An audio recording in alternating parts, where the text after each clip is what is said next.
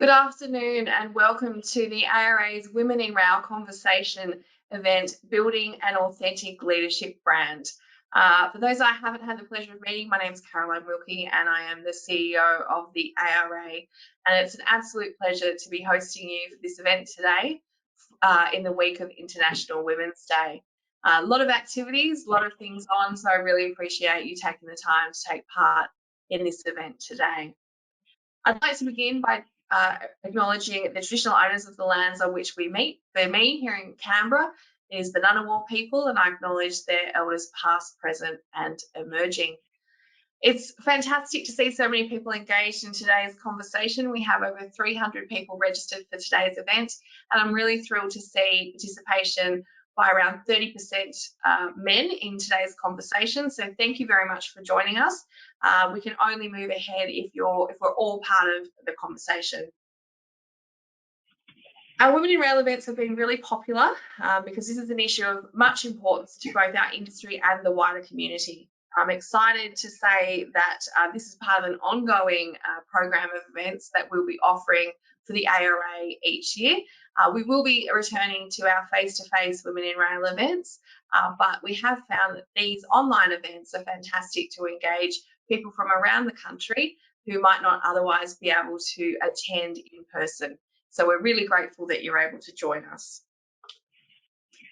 Our 2019 Gender Diversity Report confirmed what we all already know, that gender diversity is a major issue in the rail sector, with only 20% of the rail workforce being female.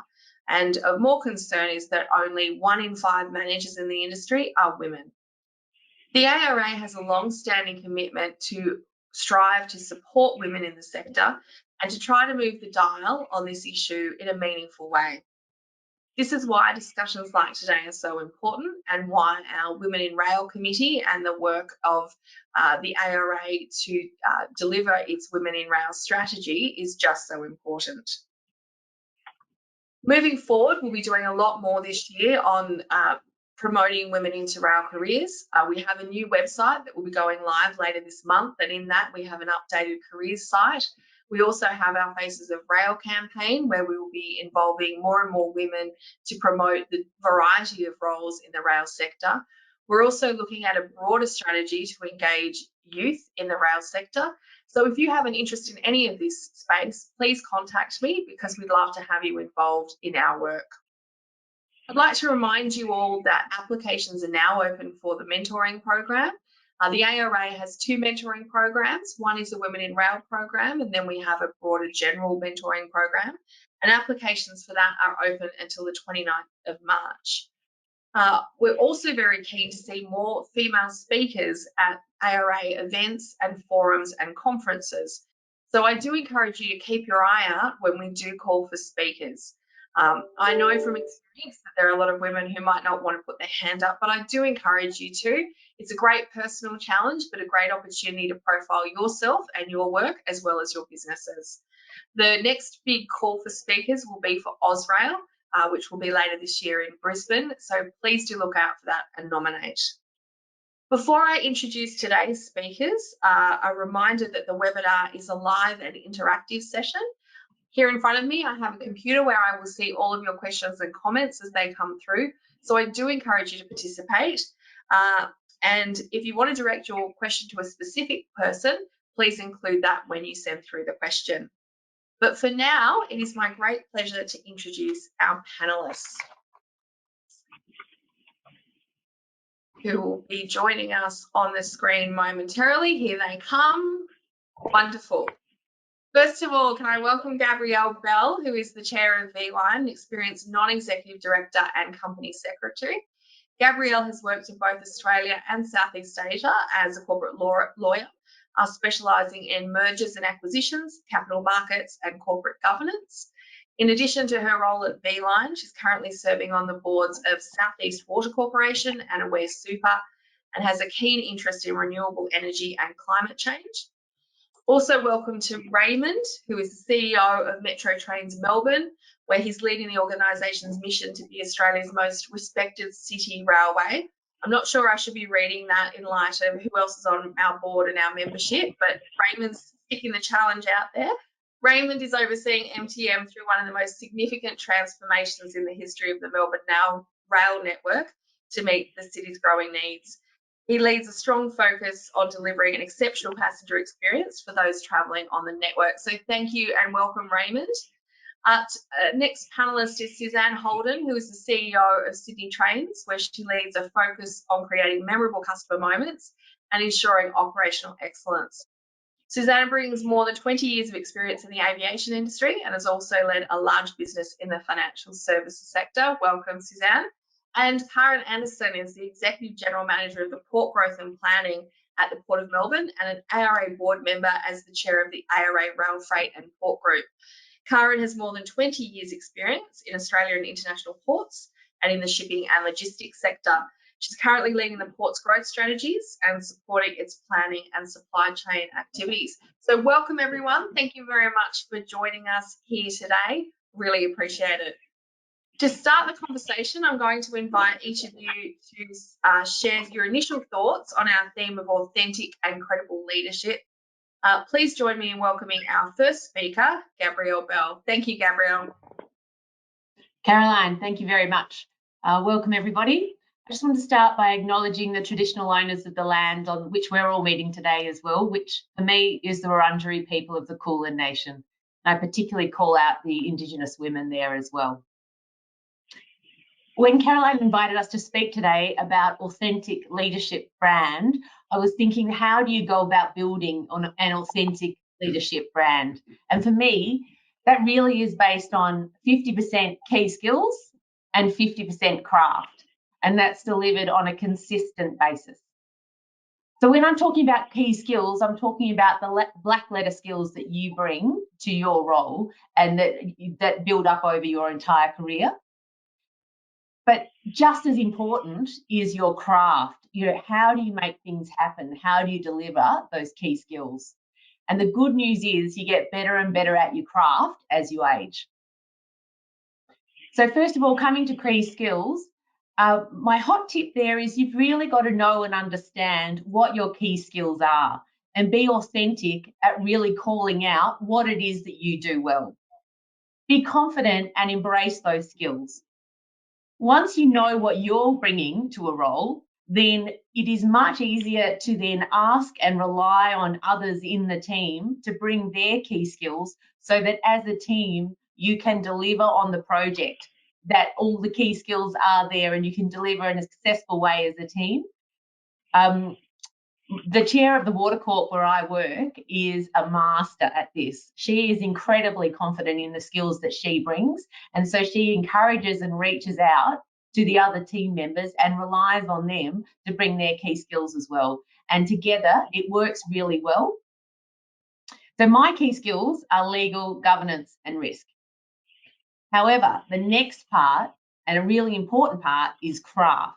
And so for me, my craft is leading a round table in a really robust discussion to land the right decision. And then you take that decision and you turn it into action to deliver on the purpose of your organisation and always in line with your values. So when we're talking about authentic leadership, it's that craft where that authenticity really comes out, and you need to base your craft on who you are and how you get things done. So coming back, Caroline, to that, so when I think about authentic leadership brand, it really is building on and believing in your key skills, plus looking at your craft to see how you deliver those key skills, and you must do it on a consistent basis. So if you look back and something is questioned or there was a misstep along the way, you can always say, at the time, we delivered those key skills in a consistent way. So I know that at the time, I went through all the processes and challenged everything, so that I know that I can look back and have a consistent brand, and that all my actions were consistent in the past. So Caroline, thank you very much, and I look forward to the discussion today. Thank you, Gabrielle. I think absolutely it's important to be able to back yourself as part of that process. And I think that confidence element that you have, the steps to be able to have that confidence is really important. Raymond, over to you. Could you share with us your opening remarks? But I'm also... Right. Okay. All good. Sounds all fine. Oh, sounds good. All right. Thanks, Caroline. And I'm also really pleased to have been invited along here today to speak at the Women in Rail Conversations webinar. And I'd also like to acknowledge the traditional owners of the land from where we're all joining this webinar today, and pay respect to elders past, present, and emerging. I guess for me, whether you're managing a small team or managing a large team, or whether you're in a very senior leadership position in any organization, and you're trying really hard to establish that authenticity of your leadership brand, I think I'll mention two things. I think one thing for me is to bring absolute clarity to your team and those that you're working with around why we're all here and what the plan is. So what is it that we're setting out to achieve? So I think as you grow into leadership roles, it's really important that you're able to articulate clearly your vision, your mission, your purpose, so you keep everybody on the same page, and that you're able to communicate that in a very effective manner. So it's always important that leaders are able to keep everybody on the same page, so they can explain why we're here and what we're doing. I think second thing for me is, and it's even more important as you start to build your brand, it's not about why we're here and what we're doing, it's how we intend to do it. So I think for me, people need to see clearly how you go about your work, what are your values, so setting really strong values and making sure that you live and breathe those values every day, being clear about the type of culture you want to have in your team, and making sure that that fits into the culture, the wider culture of the organization. As you grow into leadership roles, you've got to establish your brand. What do you stand for? And to live then consistently by that. That's really important for you really to be credible as a leader. So they're just two things I'd like to enforce today to everybody. Be really clear about what the plan is. You keep everybody on the page and start to build that consistent, credible brand about how we do things, what you want to see as a leader. Wonderful. Thank you, Raymond. I think it's if you're listening along to this, I think Raymond's picked up a really great point that you can do as an exercise later this afternoon, which is what do you stand for?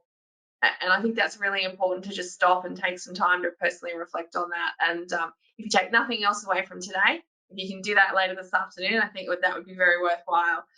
Susanna, over to you. Thank you very much. Thank you, Caroline. And I think I've already picked up a few gems that I would like to echo. And I'd like to just acknowledge the traditional owners of the land. I'm here in beautiful Sydney, so I pay my respects to the Gadigal people here of the Eora Nation, and certainly past and present leaders. Feel very lucky to be here. And I'd also like to welcome both the women and the men. And I think one of the themes today, I think often, and it's International Women's Day, I reckon week or month almost, it's not just a day, but we can often find ourselves talking too much to the converted. And it's fantastic to have 30% of the audience today as men. When I knew I was speaking today, I reflected on my career to really think about what's important to me and the leaders that I've had through my career, which seems to be getting longer and longer very quickly. But the people who I really admire have been men and women, and who've made a difference to my ability to progress. So thank you to all the men for taking the time today to understand a little bit more about the challenges maybe that we have. But in terms of credible leadership, and I also started by reflecting, because of course when you've had many years in business, you've had both the amazing and the not so amazing leaders. And so it's maybe sometimes easy to call out what makes a not so successful leader in your mind. And for me, they've been people with personal ego and personal ambition. And so I think what we're seeing more and more now are leaders who care about the purpose, and Raymond's right to call that out.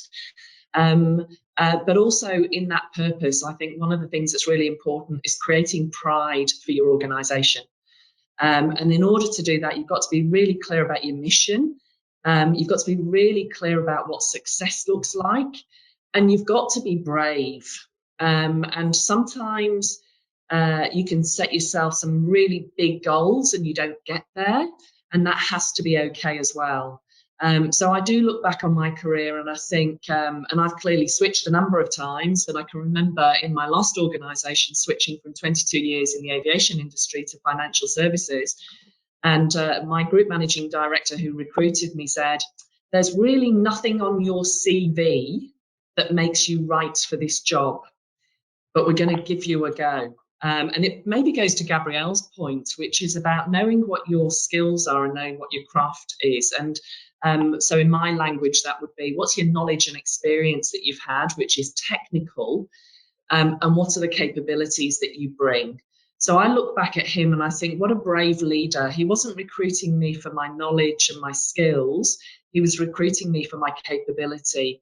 And I think coming to Sydney Trains, again, it's happened to me once again, where somebody's been very brave, maybe one of your board directors, Caroline, recruited me into this organisation and said, it's not your skills. I know you don't speak trains, but it's your capability. And I think as the conversation maybe progresses over the next hour, it's something that we can touch on, because I think that's a real opportunity for women, particularly in the rail industry, to not get hung up on skills and technical skills, but to really dial up their capability.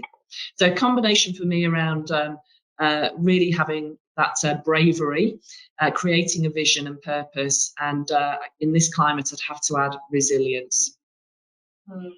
Wonderful. Thank you, Susanna. And I think that comment really resonates with me, having come from 9 years in the airport sector to the rail sector. And I think as well that if we want to bring more women into our sector, we can't rely on waiting them to be the graduate engineer who goes and works for 20 years to get them in. We need to be more flexible about that capability factor to get more women into our sector. So I think that's a really valuable point. Caryn, you come to this from the ports and rail freight sector. Over to you.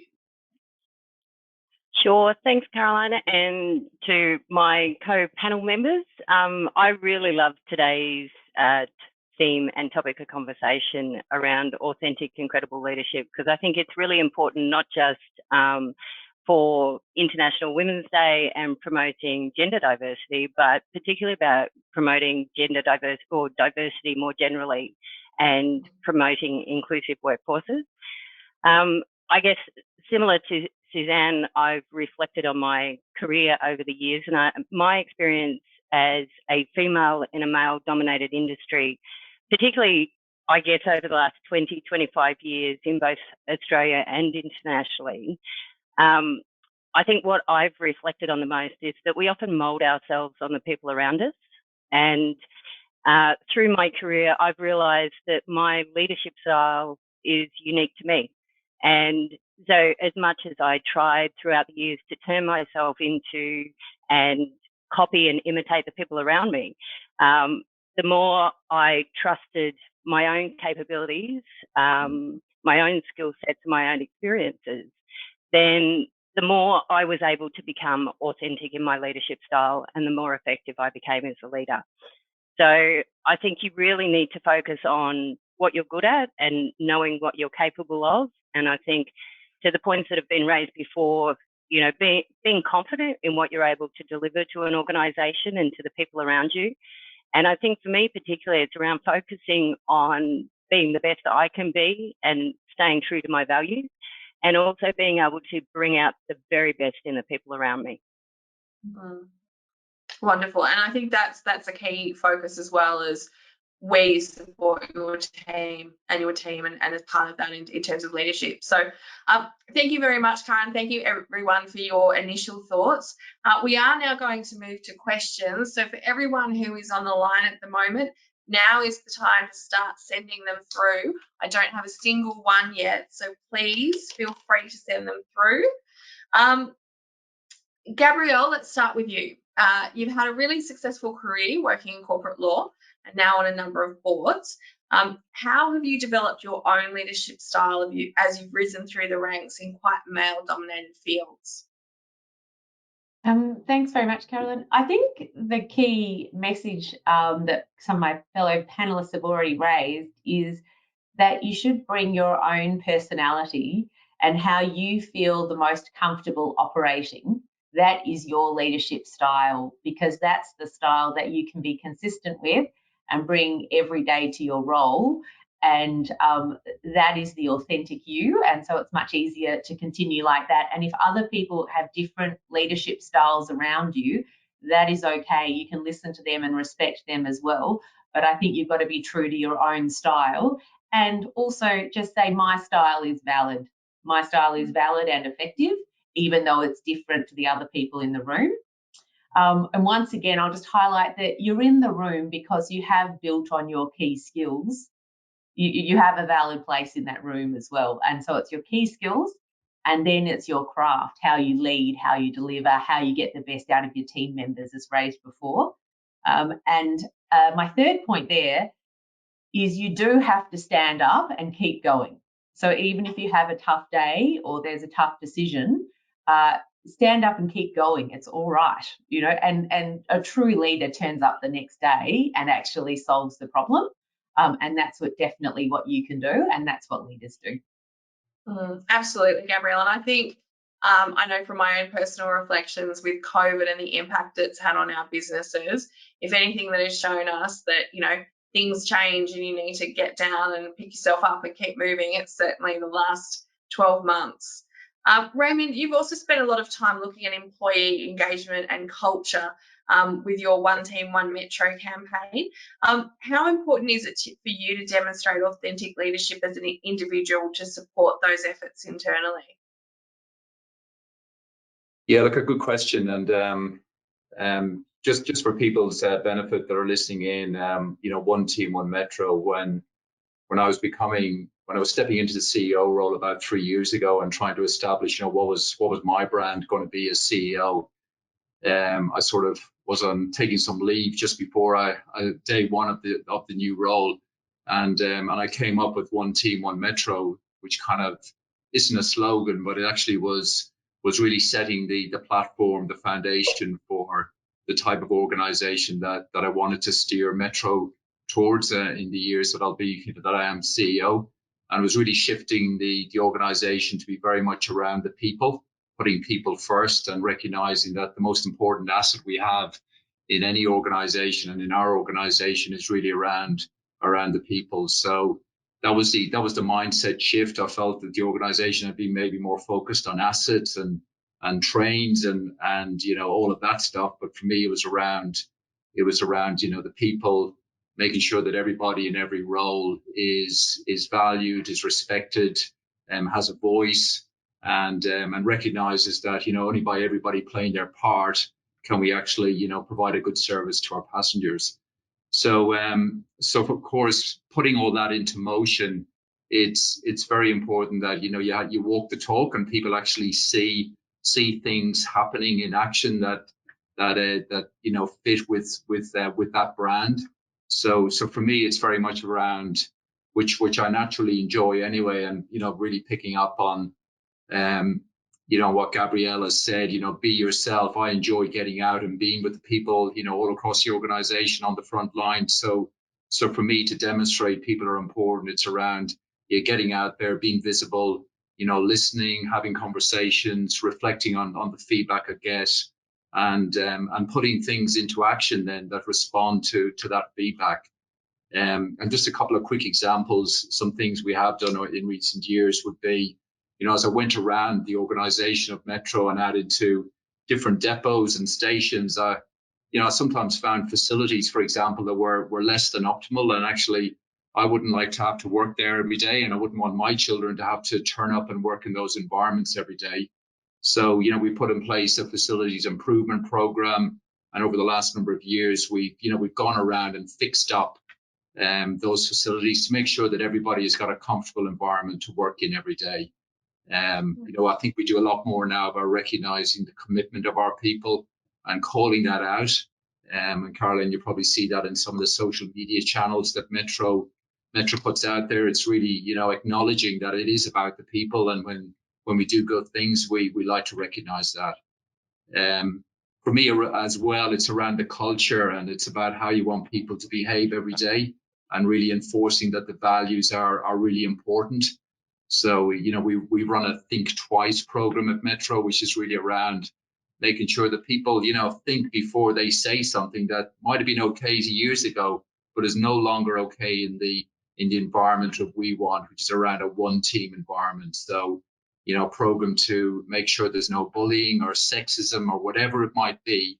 I think it's really important to, again, lay the foundations. If you are going to be a people organization and put people at the center, it's very important that people see things happening and things in action, which you know, are consistent with that shift.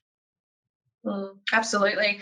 Suzanne, you're also leading a big team after joining Rail, following a long career in other industries. And I will come to it. The questions are coming in thick and fast, so please keep them going. Quite a few questions actually from people who've also been in the aviation sector, which is lovely to see. Can you tell us what your focus was when you're establishing yourself at Sydney Trains, and how is your leadership approach helping you get the most from your teams? So I almost just want to say ditto to Raymond's commentary there, because by the language I would use is almost identical. I'm going to nick the one team, one Sydney Trains rather than one team, one Metro. I think, and you know, a call out for me, I think maybe we can't get through this without saying imposter syndrome. When you're coming into a new organisation and you're coming into quite a big role, you feel like the eyes are on you, and that everybody's expecting you to bring something major, significant, and overhaul the business in, you know, what is it about her? Why is she here? And you can put enormous amounts of pressure on yourself to deliver very quickly. And I think for me, one of the things I really wanted to do was to take my time to understand. We've got 165 years of history here. And it's really important to people. And so whilst it's tempting to always look ahead, you have to reflect on that history. And like Raymond, it has a strong history of focusing on assets. So for me, it was listening, understanding the culture, creating the commentary. So what is the story here at Sydney Trains? And what is it that's going to bring us together as one team? I came into a role as Chief Customer Officer, and I was only here, I joined 15 months ago, and within 4 months became Chief Executive. But as Chief Customer Officer, it's a brand new role at Sydney Trains, and it was an opportunity to align everybody behind the customer. And it was quite different from what had gone before. So that's been really interesting for me, because I'm listening to the story, I'm understanding what's connecting us as a whole, and the opportunity to really get the organisation behind a customer story rather than an asset and a railway story was really quite interesting for us. And it's incredible how quickly the whole organisation has just pivoted and is starting to do things differently in our organisation, because they're thinking customer rather than asset or railway. And for a lot of frontline people, they automatically go, at last. They kind of get why we're here. But for the leaders, it really changed the direction of the business. I think culture is critical as well. And I think about, you know, if I had a dream for Sydney Trains culturally, it would be that we'd be able to stop International Women's Day, NAIDOC, you know, all these different days that we have, Mardi Gras, you know, they're fabulous celebrations. But ideally, we would be in a world where we didn't need to be pushing that inclusive agenda, because naturally everybody feels included in the organisation. And I think the point Raymond as well mentioned about, I wouldn't want my kids here in the workplace.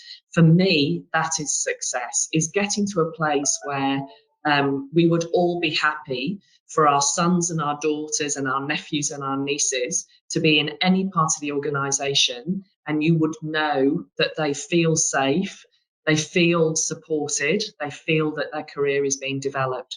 So, you know, I'm clearly not a train expert. I'm never going to pretend to be. I'm always going to surround myself with great people who've got that knowledge. But I think you can quite easily understand the value you bring, and that helps you to overcome imposter syndrome, would be my take.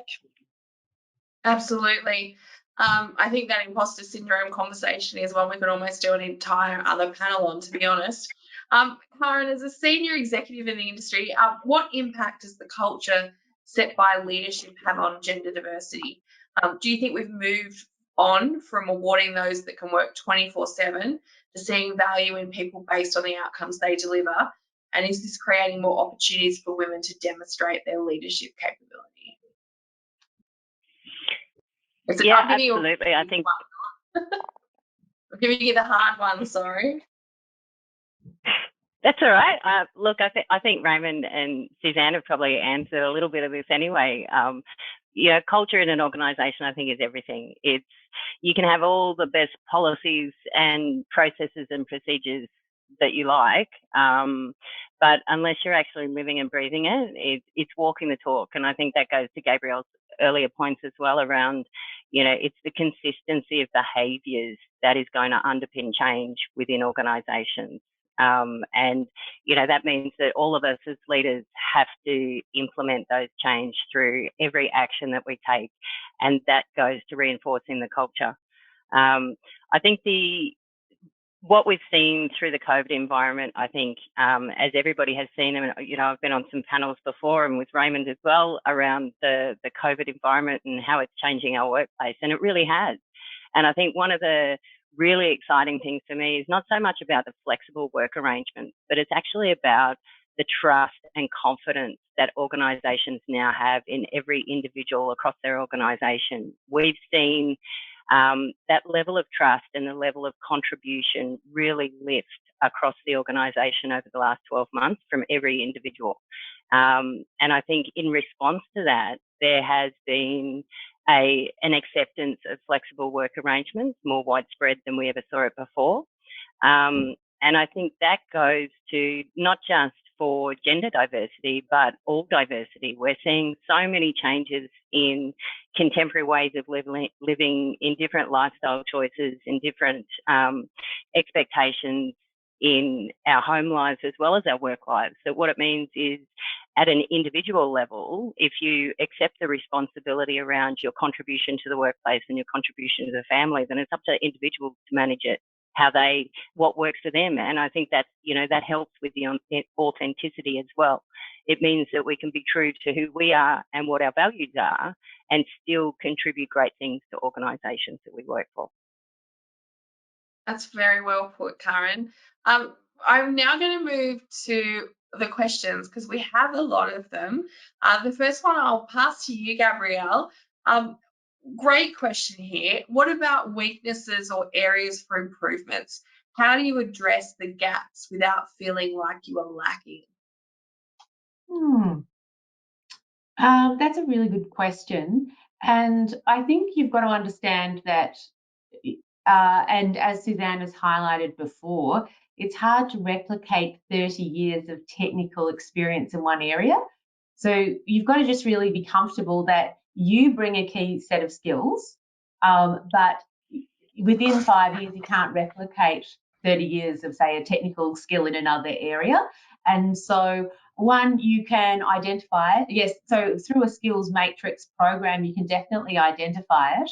And then I think you should always take up both external training or formal training in that area just to get up to a basic level of understanding. But secondly, just really get yourself into the business and get on the ground business training. So I imagine that when Suzanne joined the rail sector, she spent a lot of time on a whole lot of trains and other things that moved all around the network and just started talking to people.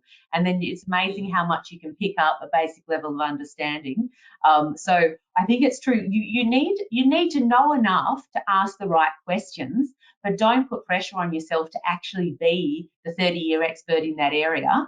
And actually, I wrote a note down here saying that if you know enough to identify this could be a problem, that's half the battle. call the problem out, and then go and find the person who can answer it for you, or go and find the team who can answer it for you. And coming back to your skill set though, you have a valid place in that room because you are really good at X, Y, and Z, and you'll be able to identify problems and then go and find people who have the technical expertise in A, B, and C. Raymond, there's another great question here. It's around leadership brand. So we've had a lot of conversations so far about leadership brand as it relates to being, the CEO or the leader of a team. But the question here is, how do you see your leadership brand or brand applying to people who are not necessarily in leadership roles or who are aspiring to be in leadership roles? Yeah, look, I mean, I appreciate, we're all working at different levels in the organization, but people at all levels, some will be very comfortable to stay in at that level and not seek to progress in organizations. But most people that I meet in my sort of walkabouts, they all want to progress in their careers and move to the next step and take on new challenges, and see how far they can go. And that's certainly, what I encourage people to do. Step into the unknown. And you've heard from all of us today that don't stop being courageous and don't be afraid to take that next step. So I think no matter where you sit in the organization, you can start to develop your brand. And as you said at the beginning, Caroline, if we do anything this afternoon, it might be just everybody reflects on, what is my brand? What do I stand for? What's important to me? What are the, how do I turn up for work every day? How do I behave? Because, that really is, everybody can do that. What I like to see people turning up is everybody gives it their best every day. They look out for their colleagues. They collaborate, they don't blame, they don't point fingers, they don't work in silos. We all kind of work together to get the best outcomes.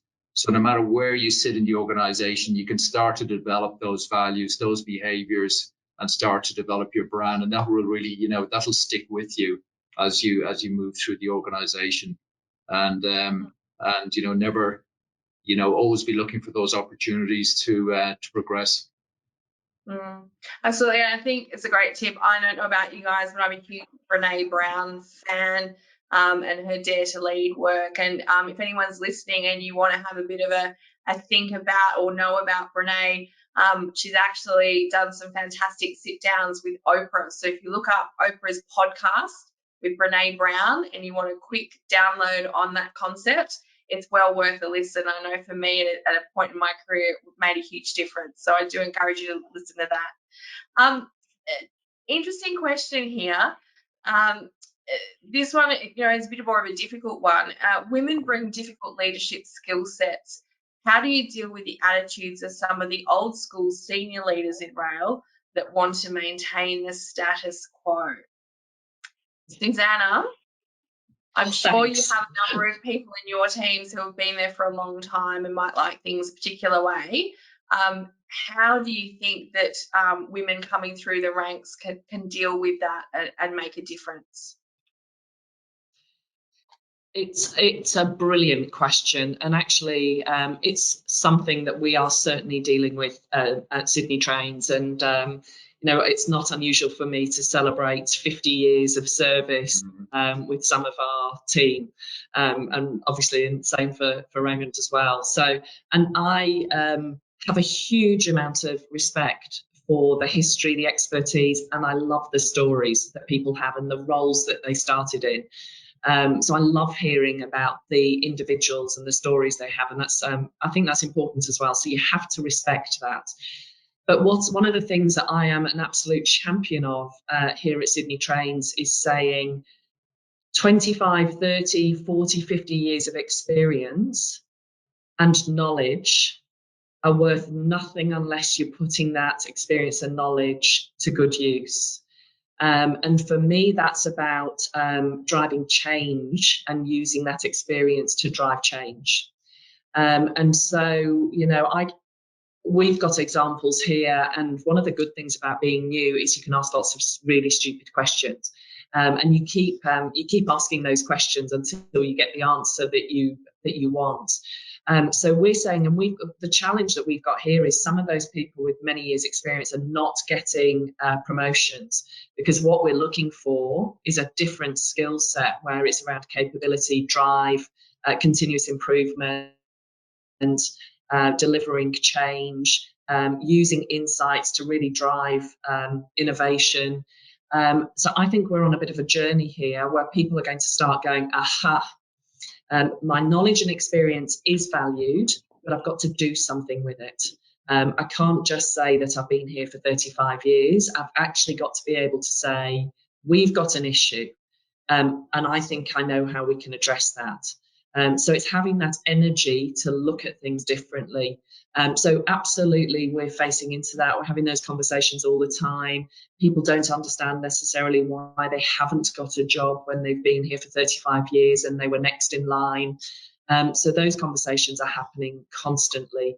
But I think for me, it's about saying your knowledge, your experience is really valuable. Gabrielle started with this point as well. That's really valuable, but actually it's your capability that we're looking for as well. And it's those two together that are going to make a difference to Sydney Trains. Absolutely. And we have sort of a follow-up question, which I think is a wonderful question, and I won't name the person, but thank you for bringing this up. As a woman, how do you call out poor behaviour without being seen as difficult?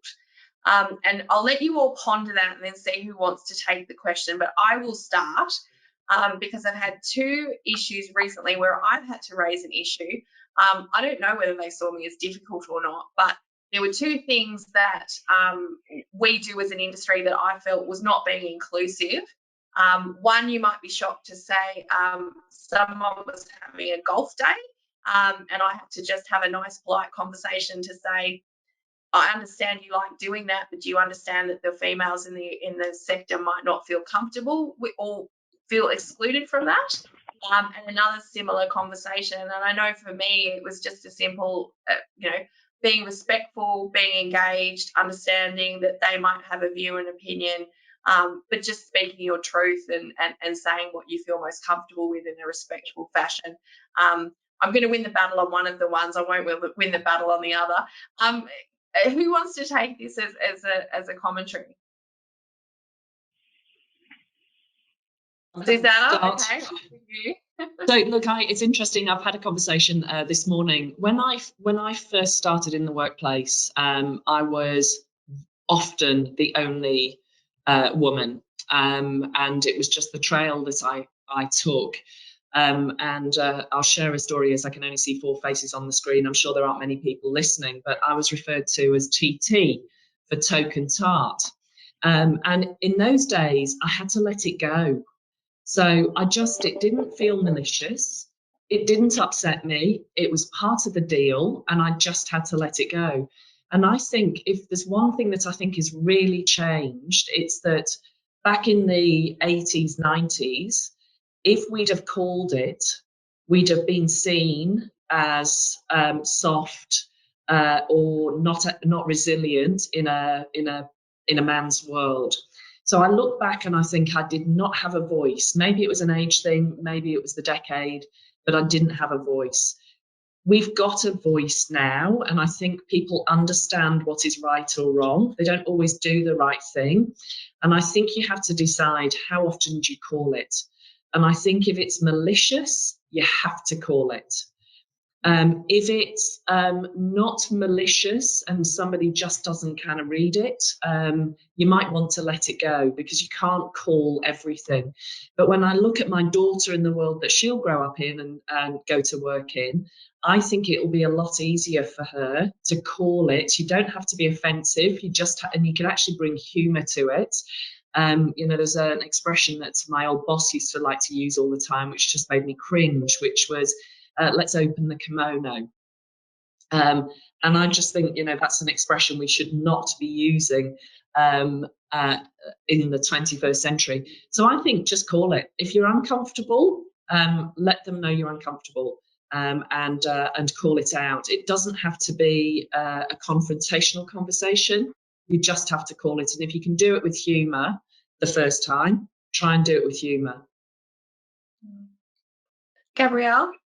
Suzanne, that was a really good response, Suzanne. And I also think that if I saw someone speaking, say, in particular to a more junior female, then I would call it out then with more confidence than perhaps if it was happening to myself. And because I would say that is just not how we want this organisation to run. That is not our values. That employee is valid, you know. And so just thinking in your head, you know, if you call it out for someone else, you actually owe it to yourself to call it out for you as well. And the more diversity we get in the workplace, the more people, and as Raymond said, commitment from the leaders to the values of the organisation, more and more leaders should be calling that out for you as well. Absolutely. In terms of another great question here, how do you find your first opening to have your foot in the door to leadership? Raymond, do you want to start us off on this one? Any tips for aspiring leaders in the rail sector? Yeah, of course. Look, I mean, firstly, we're very lucky really to work in a sector that's actually growing at such a phenomenal rate. So you know, I look at the organisation I work in, and I know it's similar in V-Line and Sydney Trains. There are lots of opportunities, and with the transformation that's happening across all the networks, you know, it's opening up more and more opportunities every day. So now is a great time, very different to 10 or 15, 20 years ago when there was very little investment happening in our industry. But now with everything that's happening, it's a great time for people who are in the industry or want to get into it to look at, well, how am I going to find those new opportunities, or that, you know, that first door that will open up to a leadership role. So look, I think, you know, firstly, you know, be courageous and be prepared to, you know, make those steps and put your hand up. You know, let your manager know, or your supervisor, or your team leaders know that, you know, you do want to progress in your career. A lot of people, and I think this happens more with women than men, a lot of women are perhaps a little bit reserved and don't always put their hand up that they want to actually take that next step in their career.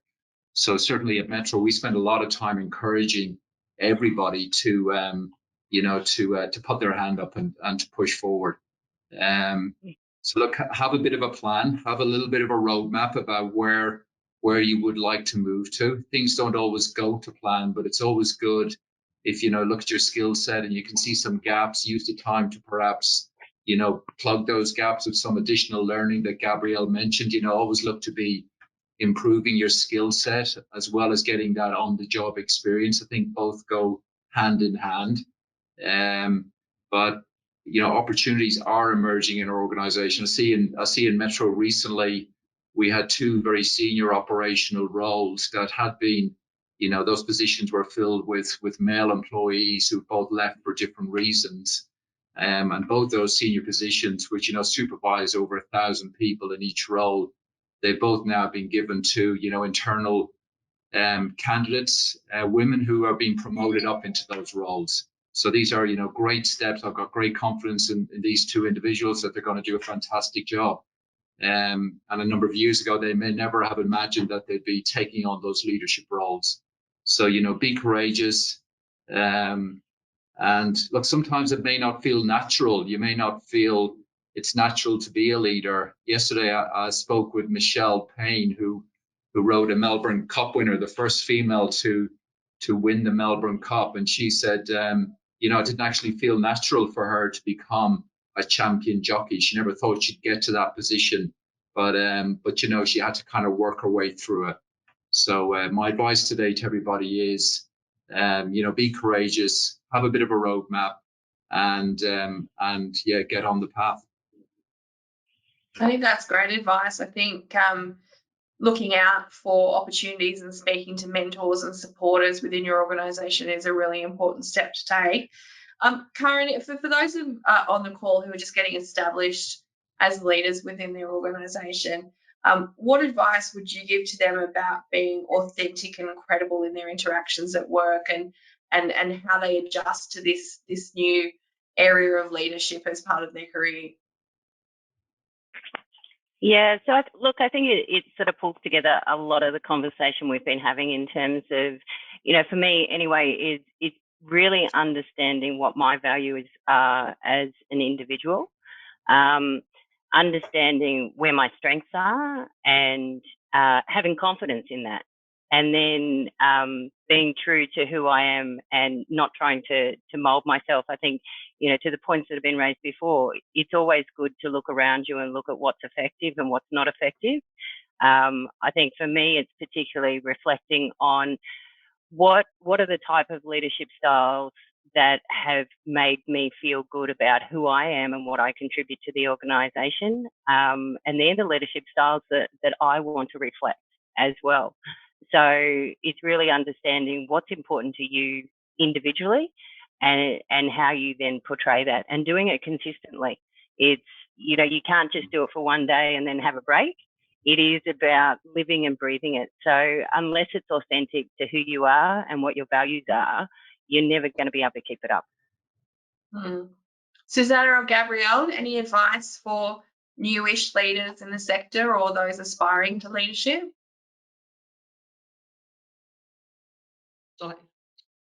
I'll give it a go again. So I think you can lead at any level of the organisation and in any role, and you don't have to have a team beneath you to be a leader. And I think sometimes we will have our eye on the next role and be very ambitious. But I think, and I look back, and again, maybe this is a female thing, that the best way to get on is when you get that tap on the shoulder and somebody helps you and supports you and encourages you and suggests the next role. So I think one of the things that we've also got to pay attention to is to do a really good job where you are today. Yeah. Lead from the job you're doing today, demonstrate leadership skills from the job that you're doing today, and enjoy it. So if you're really passionate about what you do and you bring joy to your role as well, and you set yourself high standards, people will see you as a leader, even if your PD doesn't have leadership in the title. So I think it's really important to lead from within the role that you're in. Set high standards, get the job done well, and good things will come. And I think, Caroline, further to that, when you're talking about authentic leadership as well, make sure that you really love and are in line with the purpose of the organisation that you're in. Like at Beeline, everyone just loves the purpose to provide a connected and bright future for Victorians. And so to be authentic to yourself, you're going to be loving your job and leading in a role where you actually agree with the purpose. And that, I think that helps a lot. It helps with you working hard to do really well and to show that you have got these great skills, and it's easier to do that when you're totally aligned with the purpose. Absolutely. So one of the questions that's come up here quite a bit is about how we do get more women involved in the rail sector. So it's not just about leadership, but more generally how we improve the attractiveness of the rail sector. Raymond, I'll throw to you first. Do you have any views about how we can make the sector more open and inclusive, and subsequently drive up those numbers for female representation? Yeah, look, I mean, we can definitely do more. We should probably as well just reflect that I think all of us, all the organisations represented here today and across the industry and with the ARA, we are on the journey, and we've actually things are beginning to happen. So, I think everybody in the industry would see that there has been a big push in the rail sector to improve the diversity across the sector. So that's really shifting it from that male-dominated sector to a more diverse, inclusive sector, and I think that's to be applauded. But of course, there's more we need to do, Caroline. The percentages that you mentioned at the beginning, still less than 30% of the sector is female, is not really where we want to be. We want to keep pushing forward. So I think there are some really good programs in place. You've mentioned, the mentoring programs and all of that, but clearly we need to continue to work on the industry to make sure that we're seen as an attractive industry to work in, that we give supportive workplaces, that we're creating flexible workplaces. We've all shown, one of the great things from COVID is we've all now proven that we can work in so many different ways and in much more flexible ways. And as Caryn said, we can all trust each other much more than we ever did before. So I think, again, that now gives us the platform to have a different mindset about bringing more diversity into the sector. We don't need people to front up and be in their office, or at their depots 7 days a week. So there are other ways to do it. But as organisations within the sector, we have to continue to champion change. And every industry is looking to be more diverse and attract the best talent, and we want great talent to join our industry. So we've got to continue to champion change, and provide opportunities and good career pathways for people who join the industry, and try and retain people once they join. I always look at, who leaves, why are they leaving, and try and get a good understanding of, because I hate to see after somebody joins and they're doing good things, why are they moving on? What's the reason behind that? So we got to provide the right environments to retain people once they join our industry. But look, we're on the right path. We have more to do. Yeah, I think as well, this is a broader issue, not just about attracting women to the sector, but young people or other people more generally. And I think that comes back to promoting a technologically advanced, a digital, modern railway. And that even can be in the smallest ways. And my team, if they're listening, are going to laugh at this example, but here in our office, all of the pictures that people could see in the background when we're on Zoom calls were pictures of steam engines. And I made them take every single picture down. And I said, I love a steam engine, but it's not the modern and diverse and digitally future-proof industry. And that's the other thing, and that's about pushing sustainability and the really important role that the rail sector is going to play in the sustainability space. Just to change the tone to finish, just to make sure I manage time management, we had some fantastic questions, just a general question here for all of you. What's the best career or leadership advice you have ever received? So that everyone who's ending today can end with some fantastic advice. Gabrielle, I will start with you. I think for me is that, similar to Suzanne's point about loving the job you're in now, every piece of work that you deliver on builds your brand. And so think about that each time you do a piece of work. Stand up, do it well, and then that will go on to assist you going forward. Wonderful. Raymond, best advice you've received? Look, show you're a really good team player. You collaborate, because you can't work on your own independently. You've got to be able to engage and collaborate with people. So really build on those skill set of teamwork, collaboration, and be courageous. I Caryn? was going to, I think Gabrielle stole my advice, but I think to add to that, whatever you do, you've got to do it well, and you've got to do it with passion. Wonderful. Susanna? I have an old boss's line ringing in my head, which is, you make your own luck. So yes, there's luck out there, definitely, but take responsibility for it and make something of it. Yes, absolutely. And my one was in one of my first jobs, my boss told me to make a 5-year plan, because you can't head towards something if you don't know where you want to go to. And that definitely stuck with me. So thank you, everyone. Gabrielle, Raymond, Caryn, and Susanna. And thank you, everyone, for attending today. To be perfectly honest, with the number of questions we have here and the questions I already had prepared, probably could have gone for another hour. But I hope you've had some great takeaways from today's conversation. In a practical sense, please go onto the ARA's LinkedIn Women in Rail page, join that and join the conversation. As I already mentioned, there's a mentoring program out and about at the moment. There are speaking opportunities. There will be events and more forums coming up and more webinars. And we'd love your suggestions on webinars as well. So please let us know.